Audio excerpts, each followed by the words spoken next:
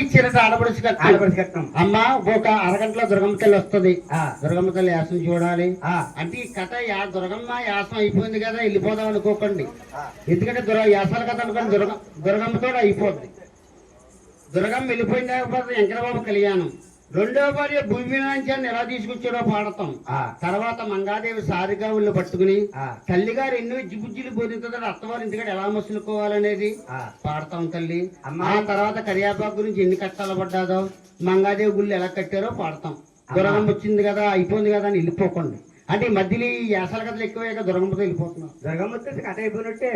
అంటే మేము కూడా అప్పుడే తీసుకొస్తాం దుర్గమ్మని వాళ్ళ కథ రాక దుర్గమ్మ జిడోడు గోయిందా అంటున్నారు అయిపోయిందని వెళ్ళిపోతున్నారు గొడవ లేకుండా అమ్మ తమ్ముడికి తగినట్టు కన్ను కుదిరింది తగినంత కష్టాలు వచ్చినాయి ఏవండి మా అన్నగారు వెళ్ళొస్తామన్నారు ఎల్లొద్దని బజారుకి వెళ్ళి ఆరుగురు గారు బంగారు పుట్టుకాపురాల్లో కట్టి దిగాతులలో సాగనంపుతున్నాడు సాగనంపే సైపులోనే గోవిందరాజు మాట ఆపరేస్తున్నాడట గోవిందరాజు మాట ఆపరేస్తున్నాడట మనం అనుకున్న మాటలు కాయం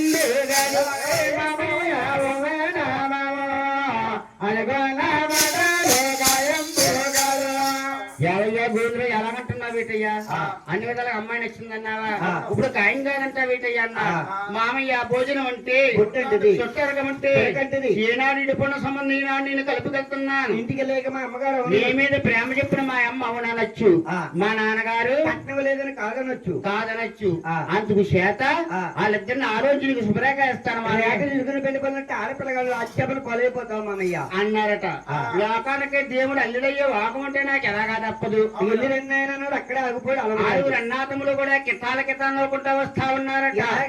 చూసారా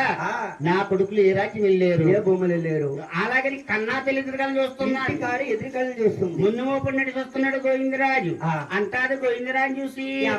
బాబులేవరి బాబు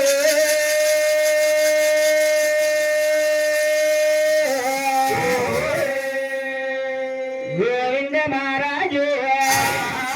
మీరు వెళ్ళిన పనులు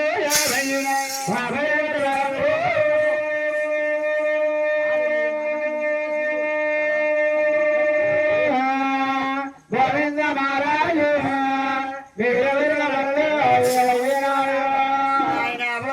సఫలమైందా అన్నగానే తల్లి కంగారు చూశాడు గోవిందరాజు ఎంతో శాంతంగా చెప్తున్నాడు అమ్మా ఏమీ వెళ్ళేనావా